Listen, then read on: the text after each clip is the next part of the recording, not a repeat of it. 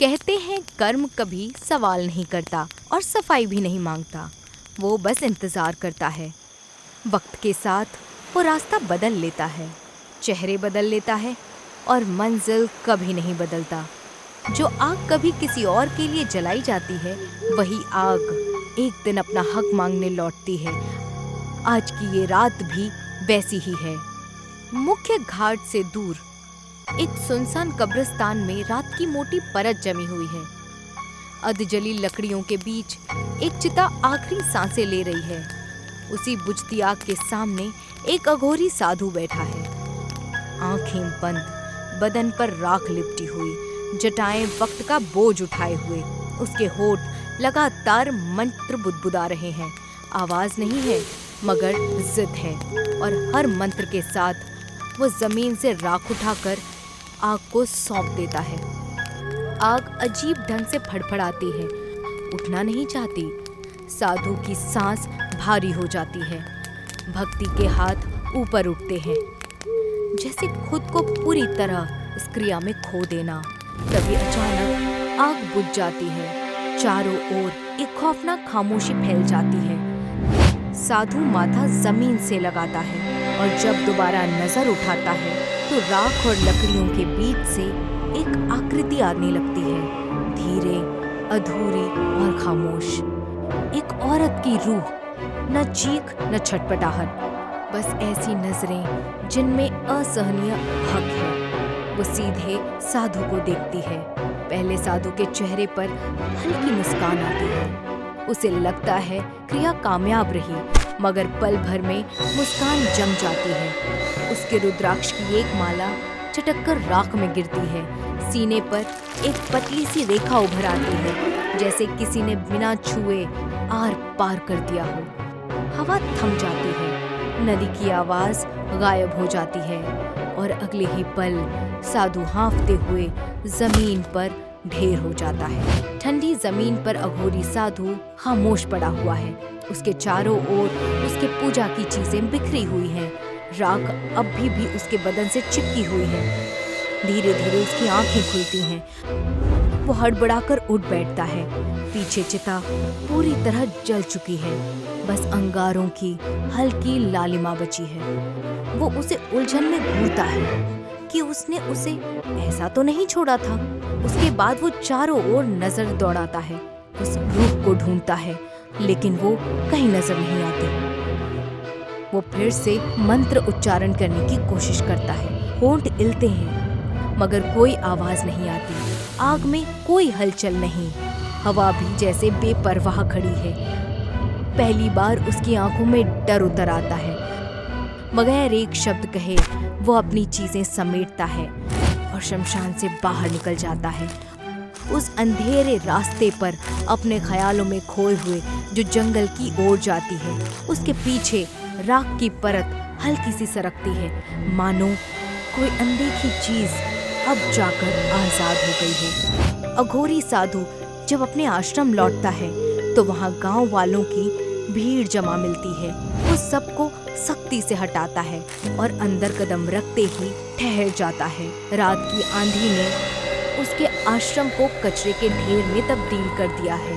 चारों ओर गंदगी, टूटी लकड़ियां और बिखरा हुआ सामान फैला है। जिन चीजों को उसने सालों की साधना के बाद जुटाया था, वो सब मिट्टी में मिल चुकी हैं। शास्त्रों की पुस्तकें फटी पड़ी हैं, मूर्तियां खंडित पड़ी हैं और उस जगह पर कहीं भी दया या पवित्रता का कोई निशान नहीं बचा है। ऐसा लगता है जैसे किसी ने जानबूझकर उसकी आस्था और तपस्या को कुचल दिया हो। महाराज जी, ये कैसे हो गया? कोई बात नहीं, साधु के लिए सब राख समान होती है। मगर महाराज जी, गांव का एक भी घर टस से मस नहीं हुआ, पर आपका ही घर। भगवानों की मूर्ति को तो देखिए, क्या ये किसी खतरे की निशानी है? भगवान सबका भला करेंगे, आप निश्चिंत रहिए। आप सब अपने घर को जाइए, मैं इसे देख। गांव वाले उसकी बात से सहमत होकर एक एक करके वहां से चले जाते हैं। कुछ ही वक्त में अघोरी साधु पूरी तरह अकेला रह जाता है। वो चारों ओर फैली तबाही को चुपचाप देखता है, टूटी हुई चीजों और राख में बदले हुए आश्रम को निहारता है, और फिर वो वहीं खड़ा होकर मंत्र जपने लगता है और धीरे से अपनी आंखें बंद कर लेता है। उस खामोशी में बस उसकी सांसों और अधूरी प्रार्थना की मौजूदगी रह जाती है। अघोरी साधु हवन कुंड के पास बैठा मंत्रों का जाप कर रहा है। मंत्र पूरा होते ही वो अचानक राख की एक चुटकी आग में डालता है, लेकिन उसी पल आग बुझ जाती है। वो झटके से अपनी आंखें खोलता है। सामने हुई अनहोनी को देखकर उसकी सांस थम सी जाती है। ये क्या? ऐसा तो कभी नहीं हुआ। नहीं, ये घोर अनर्थ है। जिस वक्त वो इस बात पर सोच में डूबा होता है, उसी वक्त उसे एक बच्चे की हंसी सुनाई देती है। वो सिर घुमाकर जंगल की ओर देखता है और उसे दूर खड़ी एक बच्ची नजर आती है। कौन हो तुम? बच्ची खामोश रहती है। डरो मत, मैं तुम्हें कुछ नहीं करूंगा। कौन हो तुम? बच्ची अचानक मुड़कर जंगल की ओर दौड़ जाती है। साधु उठता है और उसका पीछा करने लगता है, मगर देखते ही देखते वो दरख्तों के बीच गायब हो जाती है। वो चारों ओर ढूंढता है, मगर वो कहीं नजर नहीं आती है। जैसे ही वो अपने स्थान पर लौटने के लिए मुड़ता है, उसे एक फुसफुसाहट सुनाई देती है। अश्विनी। चौंक कर वो पीछे हटता है और जोर से चिल्ला देता है। कौन है तू? जंगल मानो उसके नाम से अनंत तक गूंजता रहा। हर दिशा से आवाज टकराकर लौटती रही। उस तीखी और बेचैन कर देने वाली आवाज को सहन न कर पाते हुए उसने अपने कान दबा लिए और डर से धड़कते हुए दिल के साथ जंगल से बाहर भागा। अघोरी साधु अंतिम संस्कार के घाट पहुंचता है और उसकी नजर उस लकड़ी के बोर्ड पर पहुंचती है, जिस पर हाल ही में उसी जगह पर दाह संस्कार किए गए लोगों के नाम लिखे हैं। उसी जगह पर जहां पर उसकी ध्यान साधना भंग हुई थी। जैसे ही वो नामों को पढ़ता है, उसे एहसास होता है कि जिस शव को वो जगा रहा था वो एक किन्नर थी। नाम अपराजिता। एक लहर सी उलझन उसके मन में फैल जाती है। अगर ये औरत अपराजिता थी तो अश्विनी कौन थी? ये सवाल उसके मन को घेर लेता है। वो उलझन में वहां से पलटकर चल जाता है और पीछे रह जाता है बस रहस्य से भरा वो लकड़ी का बोर्ड। अघोरी साधु अपने बिस्तर पर बैठा पवित्र मंत्र जपने की कोशिश करता है, मगर उसका मन अचानक खाली हो जाता है। वो सब कुछ भूल जाता है। शब्द, मंत्र, भक्ति जैसे उसकी याददाश्त पर किसी ने पर्दा डाल दिया हो। ओम ह्रीं श्रीं ओम भूर्भुवः। उसकी आंखें अचानक खुल जाती हैं, तेज और चौड़ी हो जाती हैं, और उसे तुरंत एहसास हो जाता है कि कुछ शुरू हो चुका है। डर उसकी आंखों में उतर आया, गला सूखने लगा। वो खड़ा होने की कोशिश करता है। वो मिट्टी के घड़े से पानी लेने जाता है, मगर चौंक कर देखता है कि घड़ा वहां से गायब है। इधर उधर तड़पते हुए, ढूंढते हुए उसके हाथ कुछ पुराने शास्त्रों और भूले बिसरे अवशेषों से टकराते हैं, जिसे वो अपने घर के सफाई करते हुए नजरअंदाज कर चुका था। वो शास्त्र निकालता है और पढ़ना शुरू करता है। जैसे ही वो पन्नों को ध्यान से देखता है, गांव से उसका शिष्य सतीश दरवाजे पर आता है। महाराज जी। आओ सतीश, आज यहाँ कैसे आना हुआ? बस यहाँ से गुजर रहा था तो सोचा मिलता चलूं। चलो अच्छा किया। और बताओ कैसा चल रहा है सब कुछ? सब अच्छा चल रहा है महाराज जी। गांव में एक छोटा सा कार्यक्रम रखा है मैंने। अगर आप वहाँ आएंगे तो मुझे बहुत अच्छा लगेगा। बिल्कुल। किस चीज का कार्यक्रम है? बस मेरी छोटी बहन की शादी तय हो गई है, तो उसी खुशी में आप जरूर आकर अपना आशीर्वाद दीजिएगा। हम अवश्य आएंगे। सतीश सर हिलाकर सहमति जताता है और चुपचाप वहां से चला जाता है। शास्त्र वहीं पड़े रह जाते हैं। अघोरी साधु सचिन के बहन के समारोह में बैठा था, जहाँ गांव वाले इकट्ठा होकर खुशियां मना रहे थे। वो भीड़ से अलग बैठा चुपचाप सब देख रहा था। मंच पर एक छोटी सी बच्ची गाना गा रही थी। उसकी आवाज नाजुक मगर आकर्षक थी और साधु ध्यान से उसे देख रहा था। अचानक उसे अजीब महसूस हुआ। समारोह की हंसी खुशी की आवाजें जैसे दूर हो गईं और चारों ओर अंधेरा फैल गया। और तभी अचानक उसे एक हल्की ताली की आवाज सुनाई दी, अजीब तरह की, जैसे किन्नरों की ताली हो। उसकी आंखें फैल गईं, दिल तेजी से धड़कने लगा और देखता है कि असल में ये गांव वाले हैं जो लड़की की प्रस्तुति पर ताली बजा रहे थे। थोड़ा सा डर उसके मन में बैठ गया था। वो तुरंत वहां से निकलना चाहता था। तभी वो देखता है कि उसके पास टी की काउंटर पर एक किन्नर की रूह खड़ी है और वो धीरे धीरे ताली बजा रही है। डर के मारे वो मुड़ा मगर वहाँ कोई नहीं था। जब वो फिर काउंटर की ओर देखता है तो इस बार रूह गायब हो चुकी थी। ये जानकर कि कुछ अजीब हो रहा है, उसने देर नहीं की और वहाँ से भाग गया। डर अब उसकी सोच पर भारी पड़ चुका था। साधु जंगल में दौड़ता रहा। उसका मन यादों की उलझन में घिरा हुआ था। तभी उसके सामने अचानक एक झलक के रूप में पुरानी यादें उभरने लगी। अश्विनी, जो एक किन्नरों के समूह द्वारा प्यार और मार्गदर्शन के साथ पाली गई थी, मंच पर खड़ी होकर अपनी सुरीली आवाज में गाना गा रही थी। वो गांव वालों को अंधविश्वास पर विश्वास न करने और सभी धर्मों का समान आदर करने की शिक्षा देती थी। आप लोगों को ऐसे ही अंधविश्वास को बढ़ावा नहीं देना चाहिए। भगवान सबके होते हैं, उनके लिए हम सब की प्रार्थना एक ही जैसी होती है। साधु समाज उसकी इन सारी बातों से और जागरूकता से नाराज था। अश्विनी को डायन कहकर गांव वालों ने एक गहरे जंगल में खींच दिया। उसे जंजीरों में बांधकर साधुओं के घेरे के बीच बैठाया गया, जो मंत्रोच्चारण में विलीन थे। किन्नरों की मिन्नतें और अश्विनी की प्रार्थना भी बेअसर रही। एक साधु ने बिना किसी दया के जलते हुए चंदन के टुकड़े से उसे आग के हवाले कर दिया। किन्नर गुस्से में तालियां बजाने लगती हैं। उसकी आवाज जंगल में गूंजती है और वो गांव वाले और साधुओं को श्राप देती है। तुम लोगों ने मेरी बच्ची की हत्या की है। ये किन्नर का श्राप इस गांव को निगल जाएगा, सब कुछ खत्म कर देगा। सतीश तनाव और फिक्र में अपने पापा के पास गया और उन्हें पूरी बात समझाई। पापा, मंडप के बाहर एक बड़ा शॉर्ट सर्किट हो गया। जैसे ही उसके पापा उसकी ओर मुड़ते हैं और कुछ कहने ही वाले होते हैं कि तभी अचानक एक भयंकर विस्फोट पूरे इलाके को एक ही दम में अपनी भयानक आग में घेर लेता है। साधु दूर से विस्फोट को देखता रहा। उसकी आंखों में आंसू भर आए। डर के मारे वो पलटकर भागने लगता है।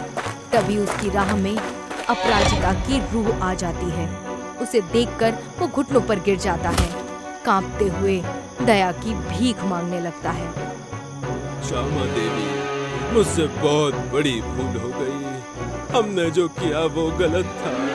हम इसके प्रायश्चित के लिए तैयार हैं। अपराजिता की रूह खामोश हो गई। उसके चेहरे पर जीत की हल्की मुस्कान उभर आई। अपने हाथ उठाकर उसने साधु को हवा में उठा लिया और उसे उसी जगह की ओर खींचा जहां अपराजिता का अंतिम संस्कार हुआ था। जैसे ही वो बेबस हवा में खींचा चला जा रहा था, उसके शरीर से रुद्राक्ष की माला की मोतियां एक एक करके गिरने लगी। अंतिम रुद्राक्ष की माला शमशान के दरवाजे के ठीक सामने आ गिरी। एक खौफनाक ताकत के साथ अपराजिता ने उसे हवा में फेंक दिया और वो साधु सीधे उसी जगह पर गिरा जहां उसका दाह संस्कार हुआ था। बाकी सभी किन्नर वहां एक घेरा बनाकर खड़ी थी। उनमें से एक ने उसी चंदन के लकड़ी के टुकड़े को आग में जलते हुए आगे बढ़ाया। अपराजिता उसे साधु की ओर उठाती है और साधु कांपते हुए दया की भीख मांगता है। नहीं, नहीं, मुझे माफ कर दो। नहीं। अपराजिता जलती हुई आग साधु पर गिरा देती है और वो पूरी तरह जल उठता है। उसकी चीख की आवाज हवा में गूंजते हैं और अचानक उस मंजर के साथ जुड़ जाते हैं जिसमें बेरहमी से उन्होंने अश्विनी को जलाया था। वाड़ी की दीवारों में छिपा था एक अधूरा राज। 12 सालों से जलता रहा बदले का साज। छमछमी की चीख में था दर्द और मोहब्बत।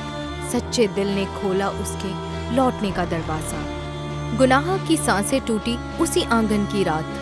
सुबह हुई तो आजाद हुई वाड़ी की हर जज्बात। नशे में एक आदमी अपने घर से बाहर निकलता है और अंदर सबको गालियां देने लगता है। हट, कोई नहीं चाहिए मुझे, सबको देख लूंगा मैं सबको। वो खटिया पर बैठ जाता है। खट, तू मुझे सोने देगा ना? चल मैं तेरे ऊपर ही सो जाता हूँ। हे भगवान। आदमी लेट जाता है और भेड़िए की भौंक सुनाई देती है। वो सब कुछ नजरअंदाज करता है और आराम से सो जाता है। एक मच्छर उसके गाल पर बैठता है। वो आंखें बंद करके उसे मार देता है। कुछ वक्त बाद उसे महसूस होता है कि एक और मच्छर उसकी गाल पर बैठा हुआ है। अरे क्या मुसीबत है यार, ये मच्छर भी। जैसे ही आदमी अपनी आंखें खोलता है वो ठिठक जाता है। देखता है कि ठीक उसके ऊपर एक किन्नर का भूत तैर रहा है। वो हाँफने लगता है जैसे पसीना छूट गया हो पर शरीर थम सा गया हो। उसकी आंखें फैल जाती हैं। एक ही पल में उसकी आंखें काली हो जाती हैं और वो खून के आंसू रोने लगता है। उसके मुंह से भी खून निकलने लगता है और भूत उसे एक शैतानी मुस्कान के साथ देखती है। कुछ दिनों बाद गांव में मेले का दिन आता है। हर कोई मेले में जुटा है। लोग दुकानों में खरीदारी कर रहे हैं। कुछ लोग खाने पीने के स्टॉल्स पर स्वादिष्ट नाश्ता खा रहे हैं। बच्चे झूले और खेलों का आनंद उठा रहे हैं और कुछ लोग सड़क पर जादू दिखाने वाले कलाकारों को देख रहे हैं। इसी बीच हमारी कहानी का एक्टर सागर मेले में दाखिल होता है। वो शहर का आदमी है जो यहाँ के महल से जुड़ी एक रियल एस्टेट डील करने के लिए गांव आया है। अपने काम के बीच में वो मेले का लुत्फ उठाता है। वो गांव वालों की खुशी देखता है और देखता है कि कैसे सभी लोग एक साथ आए हैं। इसी बीच उसे एक कॉल आता है। हेलो। हाँ हेलो, आवाज नहीं आ रही है। हेलो वाड़ी का, रुको मैं थोड़ी देर बाद कॉल करता हूँ। सागर हाथ में मोबाइल लिए मेले से बाहर आता है और तेज कदमों से चलने लगता है, फोन को ऊपर उठाए हुए जैसे नेटवर्क ढूंढ रहा हो। यार इस गांव की भी यही मुसीबत है, नेटवर्क मिलता ही नहीं है। इसी बीच उसे एक दरख्त के पास नेटवर्क मिल जाता है और वो वहीं रुक जाता है। मिल गया। सागर जल्दी से कॉल करता है। हेलो। हाँ कुंवर साहब कहिए। मैं ये पूछ रहा था कि वाड़ी की बात बनी या नहीं। कुछ लोग आए तो जरूर थे मगर उनसे मुझे कुछ भी रिप्लाई नहीं आया। जैसे ही मालूमात होती है मैं आपको बताऊंगा। ठीक है, याद रखना तुम्हारे पास सिर्फ 1 महीने का वक्त है। महारानी जी उसे ज्यादा वक्त नहीं देंगी। हाँ कुंवर साहब मैं जानता हूँ। ठीक है मैं रखता हूँ, लगता है दूसरे क्लाइंट आ गए। सागर झूठ बोलकर कॉल रख देता है। एक बार पीछे मेले की गेट की ओर देखता है और फिर वहां से चला जाता है। सागर चाय की दुकान पर पहुंचता है और बेंच पर बैठ जाता है। अरे वाह संजू, आज तुमने दुकान लगाई। क्या हुआ, सब कुछ ठीक है ना? तू मायूस लग रहा है। 1 हफ्ते से प्यारे लाल भी नहीं आए। पापा नहीं रहे। क्या? कैसे? मगर कब हुआ ये सब? उनको वाड़ी की भूत ने खत्म कर दिया। वाड़ी का शैतान? छमछमी। मतलब? ये कस्बे की वाड़ी की भूतनी है। वो एक नर्तकी किन्नर थी जिसकी मौत 12 साल पहले वाड़ी पर बसंत पंचमी के दिन हुई थी। वो क्यों? ये तो किसी को नहीं पता। बस उस वक्त से इस कस्बे को जैसे कोई श्राप लग गया। राजा साहब ने भी उसी रात अपने आप को फांसी लगा ली। तब से वो वाड़ी श्रापित हो गई और वहाँ कोई नहीं बस पाया। हर साल बसंत पंचमी के पहले फसल के दिन से त्योहार तक उसकी रूह इसी कस्बे में मंडराती है। वो हर उस आदमी को अपना शिकार बनाती है जो रात के वक्त वाड़ी के आसपास घूमता है। प्यारेलाल के साथ क्या हुआ था? उन्होंने नशे की हालत में वाड़ी के दीवार पर पेशाब कर दिया था। माँ के चिल्लाने पर वो घर के बाहर चारपाई पर सो गए और सुबह गर्म चाय का ग्लास हाथ में लिए वो सब कुछ गौर से सुनता है। वो पूरी तरह यकीन नहीं करता मगर जिज्ञासु जरूर है। देख संजू, प्यारेलाल के साथ जो हुआ वो गलत था, मगर क्या पता इसकी वजह कुछ और हो। जिस पर घटी वो जानता है। चाय पीजिए भैया। संजू पीछे मुड़कर जमीन पर रखे टब में बर्तन धोने लगता है। सागर इसे नजरअंदाज करता है और अपनी चाय खत्म कर लेता है और फिर वहाँ से चल देता है। वाड़ी में सागर हॉलवे से गुजर रहा होता है जब उसे महसूस होता है कि कोई अभी अभी उसके पीछे से गुजरा हो। वो तुरंत सावधान हो जाता है और उसी जगह की ओर बढ़ता है जहाँ उसने ये महसूस किया। कौन है? कौन है वहाँ? बोलो। जैसे ही वो पीछे मुड़ता है वो चौंक जाता है। वो कोई और नहीं बल्कि उसकी गर्लफ्रेंड दिव्या है। वो उसे अचानक देखकर डर जाता है। डर गए फिर से? दिव्या, तुम यहाँ कैसे? तुमने मुझे बताया क्यों नहीं? बताती तो तुम आने देते। अरे वो बात नहीं है, मगर तुम यहाँ आई कैसे? कंपनी ने मेरा लीव अप्रूव कर दिया तो मैंने सोचा कहीं और जाने से अच्छा आपकी थोड़ी हेल्प कर दूं, ब्रोकर साहब। चलो अच्छा किया। अरे हाँ, दिस इज अ मोमेंट। हमारी पहली ट्रिप साथ में। चलो एक फोटो लेते हैं। दिव्या का चेहरा अब बदल जाता है। वो थोड़ी फिक्र में दिखती है। सागर इसे नहीं देखता क्योंकि वो अपनी जेब में फोन ढूंढ रहा होता है। कहाँ गया मेरा फोन? यहीं तो रखा था। अरे छोड़ो ना, हम बाद में कर लेंगे ये सब। अरे मगर फोन तो खोजना पड़ेगा ना। शायद वो चाय वाले के पास छोड़ दिया। चलो वहाँ जाकर एक बार चेक करते हैं। सागर वहाँ से चला जाता है और दिव्या उसी जगह खड़ी रह जाती है, उसे जाते हुए देखती है। सागर जल्दी से संजू के पास पहुँचता है और अपने फोन के बारे में पूछता है। अरे संजू सुन, मेरा फोन यहाँ रह गया था क्या? फोन? यहाँ तो आपने अपना फोन निकाला ही नहीं था। अरे तो कहाँ रह गया? अरे ठीक है बाबा, रह गया होगा कहीं। तुम तब तक मेरा फोन यूज कर लेना।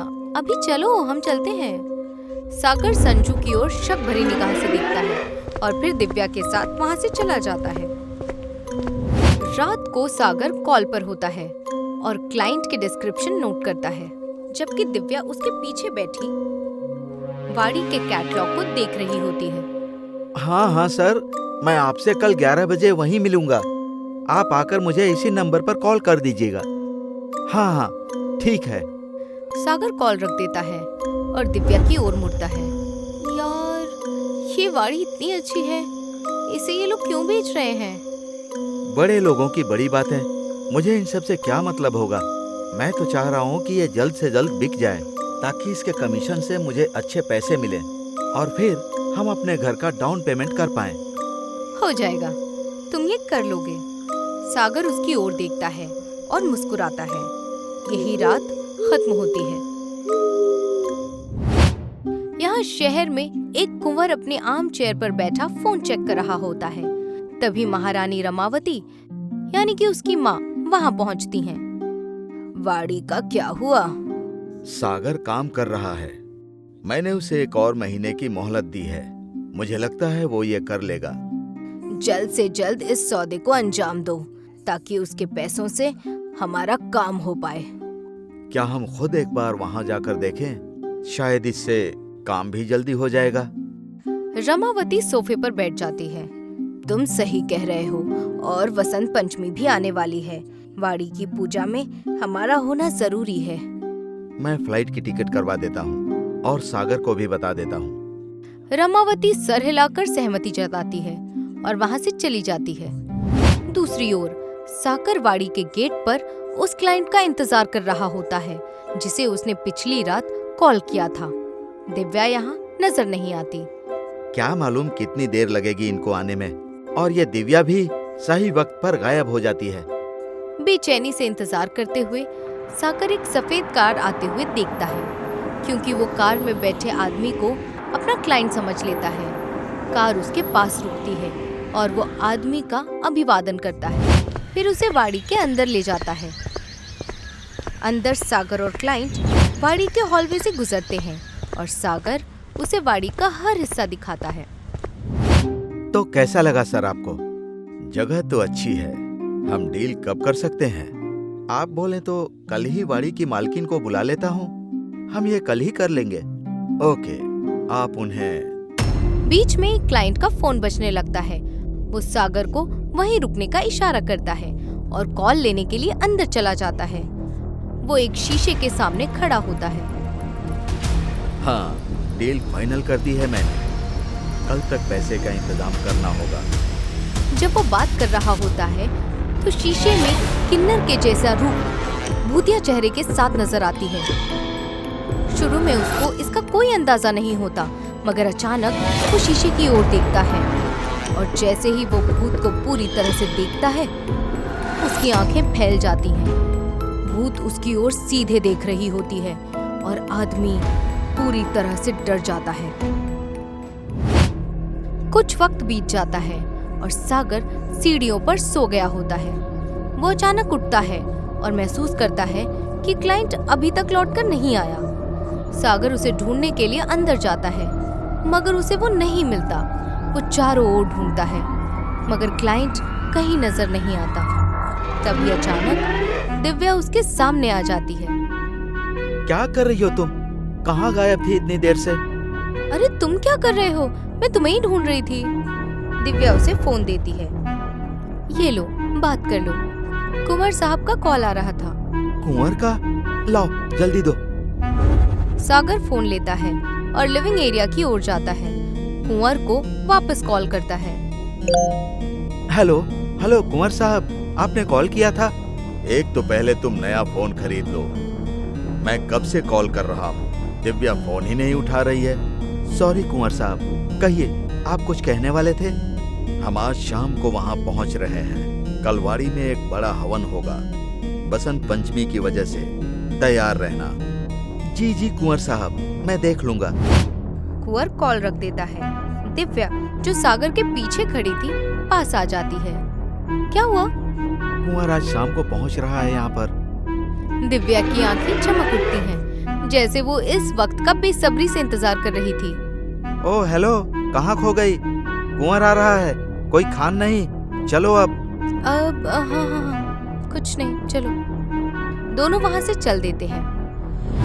रात को कुंवर और रमावती की प्राइवेट जेट लैंड करती है। कुंवर और रमावती विमान से बाहर निकलते हैं और एक अच्छे कपड़ों में मैनेजर उन्हें उनकी कार तक ले जाता है। रमावती कार में बैठ जाती है। जैसे ही कुंवर कार में बैठने वाला होता है, मैनेजर उसके कान में कुछ फुसफुसाता है। कुंवर सिर हिलाता है और कार में कदम रखता है। कार चल पड़ती है। दूसरी ओर सागर अपने घर में बैठा है। सागर एक कुर्सी पर बैठा होता है, जबकि दिव्या बिस्तर पर बैठी होती है। वैसे ही कुंवर साहब आ गए होंगे ना? हाँ, आ तो गए ही होंगे। क्यों? नहीं, कुछ नहीं, बस ऐसे ही पूछा। जब से कुंवर के आने की बात की है, तब से तुम उनमें बहुत इंटरेस्टेड हो गई हो। मुझे छोड़कर उसके साथ बसने का इरादा है क्या? अरे नहीं नहीं, मैं तो बस यूं ही पूछ रही थी। वाड़ी में रमावती आम चेयर पर बैठी होती है। तभी कुंवर 2 कप कॉफी लेकर आता है। वो उन्हें टेबल पर रखता है और उनके सामने बैठ जाता है। सारी तैयारी हो चुकी है। कल के हवन के बाद इस वाड़ी की सारी परेशानियां खत्म हो जाएंगी, और मैंने अपने कुछ दोस्तों को भी बुलाया है जो इस वाड़ी को खरीदना चाहते हैं। लगे हाथ उनसे भी बात कर लूंगा। ठीक है, बस तुम अब ध्यान रखो कि सालों से बात जो हमने पूरे गांव से छिपा रखी है वो किसी के सामने ना आए, तुम्हारे दोस्तों के सामने भी नहीं। वरना इससे हमारा काम बिगड़ सकता है। कुंवर गहरी सोच में पड़ जाता है और वो 12 साल पहले किए गए अपने जुर्म को याद करता है। 12 साल पहले राजा विजय सिंह अपने सिंहासन पर बैठे होते हैं, जबकि छमछमी नाम की एक किन्नर उनके सामने प्रदर्शन कर रही होती है। वो राजा के सबसे प्रिय कलाकारों में से एक थी और राजा ने हमेशा उसे सिर्फ एक कलाकार के रूप में ही नहीं बल्कि एक बहन की तरह सराहा था। वाह छमछमी वाह, आज भी तुम वैसी की वैसी ही हो जैसी 23 साल पहले मुझे मिली थी। राजा उठते हैं, अपना सोने का हार उतारते हैं और उसे छमछमी को भेंट कर देते हैं। वो इसे अपने हाथों में लेकर स्वीकार करती है और उसकी ओर आंसुओं भरी आंखों से देखती है। मैं आपके आदर की आभारी हूँ। मैं वादा करती हूँ मैं हमेशा आपके लिए आपके साथ रहूंगी। तुम हमारी छोटी बहन जैसी हो। जिस इज्जत की तुम बात कर रही हो वो तुम्हारा हक है। छमछमी गर्व से राजा की आंखों में देखती है। कुंवर और रमावती लॉफ्ट पर खड़े होकर हॉल की ओर देखते हैं जहां ये सब हो रहा होता है और वो इस बात को लेकर गुस्से में है। कुंवर और रमावती कमरे में कदम रखते हैं। कुंवर जोर से दरवाजा बंद कर लेता है। ये क्या माँ, ऐसे तो मामा अपनी सारी जायदाद उस छमछमी के नाम कर देंगे और हमें क्या मिलेगा? इसके लिए हमें कुछ करना होगा। छमछमी को चतुराई से ठिकाने लगाना होगा। मगर वो कैसे? छमछमी रात में चुपचाप हॉल में से चलती है। पूरा महल खामोश है क्योंकि सब सो रहे होते हैं। एक मोड़ पर रमावती उसके रास्ते में आ जाती है। छमछमी चौंक जाती है और एक कदम पीछे हट जाती है। दीदी आप यहाँ? जैसे ही वो पीछे कदम बढ़ाती है वो कुंवर से टकरा जाती है जो उसके पीछे खड़े होते हैं। क्या करना चाहते हो तुम लोग? दीदी ये क्या है? रमावती अपने हाथ में एक टैबलेट पकड़े होती है और छमछमी उसे देख लेती है। नहीं नहीं, क्या है ये?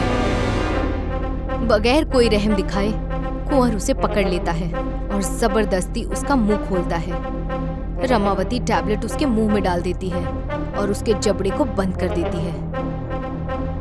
माफ करना छमछमी, मगर वसीयत की भूख इंसानियत से काफी बड़ी होती है।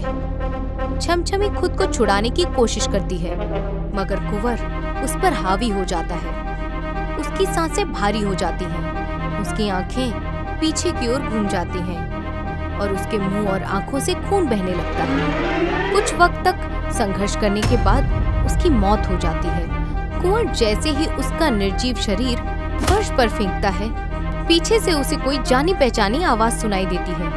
कुंवर! वो कोई और नहीं बल्कि राजा विजय सिंह था। वो छमछमी की निर्जीव शरीर की ओर दौड़ता है, उसे उठाता है और कसकर गले लगाता है। ये क्या हो गया? बहन उठो, मेरी बातों का जवाब दो। गुस्से से लाल राजा उठता है और कुंवर और रमावती की ओर बढ़ता है। मैं तुम दोनों को छोड़ूंगा नहीं। तुम दोनों ने मेरी बहन को मार डाला। मैं इसे बर्दाश्त नहीं करूंगा। तुम्हें इसकी सजा मिलेगी। राजा कुछ कर पाता इससे पहले ही कुंवर उसका गला पकड़ता है और उसे दीवार पर पटक देता है। राजा खुद को छुड़ाने की कोशिश करता है मगर नाकामयाब रहता है। बुढ़े, ये तेरी वजह से मरी है। तूने ही इसे सिर पर चढ़ा कर रखा था। अब न रहेगा बांस और न बजेगी बांसुरी। कुछ वक्त के संघर्ष के बाद राजा की मौत हो जाती है और उसका शरीर छमछमी के पास ढह जाता है। कुंवर और रमावती वहां खड़े रहते हैं और एक दूसरे की ओर देखते हैं। ये सब याद करते हुए कुंवर कुर्सी पर बैठा होता है और रमावती उसे देख रही होती है। क्या हुआ? सोच रहा हूँ इतने पैसों का करेंगे क्या? दोनों हंसते हैं और यही रात खत्म हो जाती है। अगली रात पूजा की सारी तैयारियां पूरी होती हैं। एक पंडित मंत्र पढ़ रहा होता है और हवन कुंड में आहुति डाल रहा होता है। 2 आटे की पुतलियां जलती आग के सामने रखी होती हैं और पंडित मंत्र पढ़ते हुए आग की धधकती आवाज के बीच हवन करता है। कुछ ही दूरी पर कुंवर और रमावती बैठते हैं। साथ में कुंवर का दोस्त भी होता है, वाड़ी के सौदे को आखिरी रूप देने के लिए। तभी सागर और दिव्या वहां पहुंच जाते हैं। कुंवर सागर की ओर आता है। अब सागर भी जवाब में सर हिलाता है। वो अलग खड़े होकर सौदे की औपचारिकता देखते हैं। अचानक दिव्या का रूप अजीब सा हो जाता है। उसका चेहरा बदल जाता है और उसकी आंखें पीछे की ओर घूम जाती हैं। वो हवन कुंड के पास पंडित की ओर बढ़ती है, उसका गला पकड़ती है और गला घोटने लगती है। उसके लंबे नाखून पंडित की त्वचा में घुस जाते हैं, जिससे उसका गला खून से भीग जाता है और खून आटे की पुतली पर गिर जाता है। पंडित सबके सामने मर जाता है। सागर, कुंवर, रामावती और कुंवर का दोस्त एक खौफनाक मंजर देख लेते हैं। सागर डर के मारे चिल्ला उठता है। दिव्या! वो मुड़ती है और जोर से चीखती है, जिससे पूरी जमीन हिल जाती है। सागर देखता है कि उसका चेहरा अब आदमी जैसे औरत में बदल गया है। एक ही पल में कुंवर और रमावती के चेहरे के हाव भाव बदल जाते हैं। छमछमी? हाँ, मैं इस दिन का 12 सालों से इंतजार कर रही थी। तुम लोगों ने हर साल मुझे इसी पूजा के जरिए तड़पाया, मगर मैं कुछ नहीं कर पाई। मुझे अपने आप को प्रकट करने के लिए सच्चे प्यार की जरूरत थी, जैसे मुझे मेरे भाई से मिला था, और आज वही मुझे इस इंसान से मिला। बस अब बहुत हुआ। आज की रात तुम्हें तुम्हारे गुनाहों की सजा मिलेगी। ये रात तुम्हारी आखिरी है। छमछमी हवा में उड़ते हुए उन दोनों की ओर बढ़ती है और उनका गला पकड़कर उन्हें दीवार पर दबा देती है। वो खुद को छुड़ाने की कोशिश करते हैं, मगर बहुत देर हो चुकी होती है। उनकी आंखों से खून बहने लगता है, जैसे आज से 12 साल पहले उसे और उसके भाई जैसे राजा को मारा गया था। जैसे छमछमी की आंखों से खून बहा था। छमछमी के नाखून रमावती और कुंवर के गले में गड़ते हैं, जैसे कुंवर ने राजा का गला दबाकर उसे मौत के घाट उतारा था। कुंवर और रमावती अब मर चुके होते हैं, सिर्फ हल्की हल्की संघर्ष जैसी हरकतें कर रहे होते हैं। उनके मुंह से खून बह रहा होता है और उनके चेहरे लाल हो चुके होते हैं। वो दोनों मर जाते हैं छमछमी के गला घोटने के कारण। वो उन्हें छोड़ देती है और उनके शरीर एक दूसरे के पास गिर जाते हैं, बिल्कुल 12 साल पहले राजा के साथ हुए उस मंजर की तरह। छमछमी सागर की ओर आंसू भरी आंखों से देखती है और एक ही पल में उसका चेहरा बदल जाता है। छमछमी गायब हो जाती है। दिव्या बेहोश होकर जमीन पर गिर पड़ती है। सागर उसकी ओर दौड़ता है और उसे कसकर गले लगाता है। 3 दिन बाद सागर बस स्टॉप पर मायूस बैठा होता है। तभी दिव्या उसकी ओर आती है। वो अपना हाथ उठाती है और उसके हाथों में सागर का खोया हुआ फोन होता है। ये तुम्हें कैसे मिला? बस मिल गया, इसे खोल लो, शायद तुम्हें जरूरत पड़े। सागर जल्दी से अपना फोन अनलॉक करता है और देखता है कि दिव्या की अनगिनत मिस्ड कॉल्स और मैसेजेस आए हैं। सभी ये पूछ रहे हैं कि वो कहाँ है। वो ऊपर देखता है, मगर दिव्या वहाँ नहीं होती। वो चारों ओर बेचैनी से ढूंढता है, मगर वो कहीं नजर नहीं आती। तभी एक सफेद बस स्टॉप की ओर आती है। हैरान कर देने वाली बात यह है कि जो लड़की बस से उतरती है वो कोई और नहीं बल्कि दिव्या होती है, जिसकी आंखें गुस्से से जल रही होती हैं। वो सागर के पास आती है और बिना किसी देर के उसके चेहरे पर एक तेज जोरदार थप्पड़ मार देती है। सागर एक पल के लिए हैरान रह जाता है, मगर फिर वो क्या हुआ ये समझ जाता है। वो दिव्या को गले लगाता है। आई एम सॉरी, मैं तुम्हें सब समझाता हूँ। वाड़ी की तरफ नजर जाती है, जो कल तक एक अशांत जगह थी, आज सुकून से भरी है और हर बंधन से आजाद लग रही है। कहानी यहीं खत्म होती है।